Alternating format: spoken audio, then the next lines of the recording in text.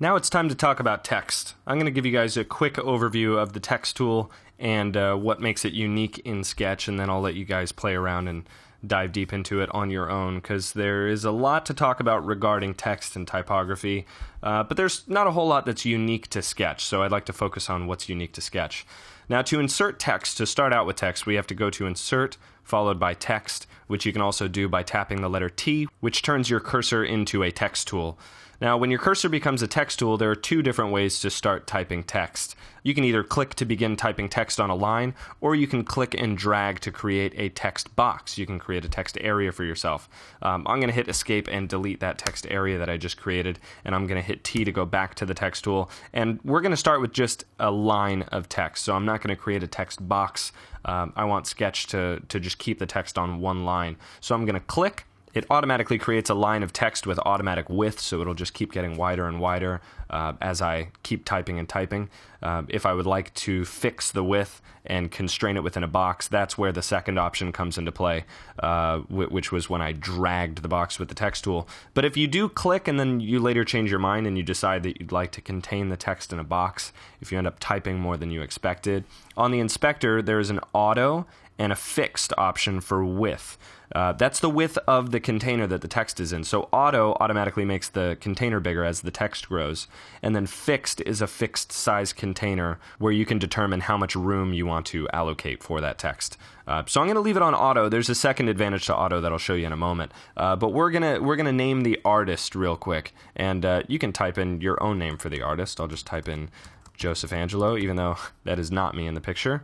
A lot of people think that looks like me. It does kind of look like me, but that is not me.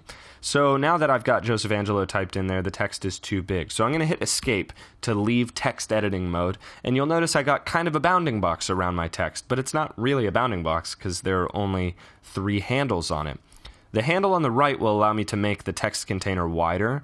The left does the same. The one in the middle at the bottom, however, is unique to the auto width option. So because I'm set on auto width, I can use the handle at the bottom to drag the text bigger or smaller. It's pretty cool. I can just grab it and drag it. I don't have to deal with setting a size over here on the inspector. But I will deal with setting a size over here on the inspector. I think I want 35 for my size. So I'll type that in and hit return, and now I've got 35 for my size. And just like anything else, I can nudge this box around. I can position it visually where I want to have it, and now that's looking pretty good. That's just about where I want it. So that's what the auto width is all about. That's what that option's all about. We're going to do fixed in a moment because we're actually going to be creating a track list, and that track list is going to be a text box. We're going to be defining the height and width of a text box and then typing inside it. Now, before we continue on to that, just know that there are basic text editing options here, just like any other text editor. We have our typeface, which most people just refer to as font. When you click on that, you get a list of the fonts installed on your computer in their respective fonts, so you can see what they look like before you choose them. The weight determines the thickness or thinness of the font. We also have italic or underlined, etc., etc. This is kind of false nomenclature here, just to clear this up. These are typefaces, and where it's labeled typeface, these are font families. So I'm not sure what that mix-up is all about in Sketch. It seems that they've employed their own terminology, but just know that these in graphic design or in typography are considered font families, and these choices that we have here are considered typefaces. Then down here we have color, we have options. Personally, I have my color set to white. My computer happened to make my text white. If your computer did not, then go ahead and click on the color and change that to white, because that's what we want for our design. Under options, we have some options for underline and strike through, as well as list type. So if you guys are doing a bulleted or numbered list, Sketch can automatically do the numbering for you, so that's pretty neat. And then down here under spacing, first we have character spacing, which is the horizontal spacing in between characters, so it'll stretch out our words or squish them down. You'll notice I'm going one full increment at a time. That is because I'm holding the Shift key. If you don't hold the Shift key, it'll go a decimal point at a time, a tenth at a time. Then we have line spacing. Line spacing doesn't come into play for us quite yet because we only have one line of text. When you have multiple lines of text, the line spacing will increase the vertical spacing of those lines, whether that text is wrapping around in the text box or if you've hit return to start a new paragraph. On the other hand, paragraph spacing is extra spacing when you hit the return key to go down a line. Because for those of you who aren't super familiar with word processing, when you hit return, that's considered a paragraph break. So you're actually telling the computer, I would like to start a new paragraph now. It's not just going down a line. In fact, they just updated Sketch, so hopefully you're all on the latest version, to enable you to hold Shift when hitting return to insert a line break. And Shift return to insert a line break is the equivalent to getting to the end of a line of text and having it automatically wrap around.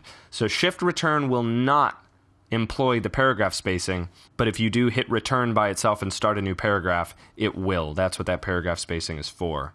Then, of course, we have alignment. And one thing to know about alignment, when we're doing with auto and we're just typing a single line of text, alignment can still be important. You'll notice that my text here is left aligned, meaning it's coming out from the left. It can't go any further to the left. It has to come out from the left, otherwise it'll collide with my icon here. So having it set on left align allows me to click in here and make changes to my text, and those changes are going to expand out to the right, so it's not going to create a collision.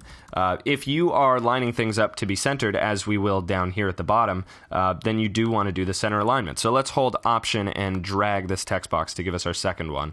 And it's going to keep the left alignment because I haven't changed the left alignment, but this is center align. This is centered up with my design. So I want to switch to center alignment so that way if I make a change, it remains centered. So even though the alignment doesn't look like an important thing because we're not writing paragraphs of text, it is. It is if you go back to make a change.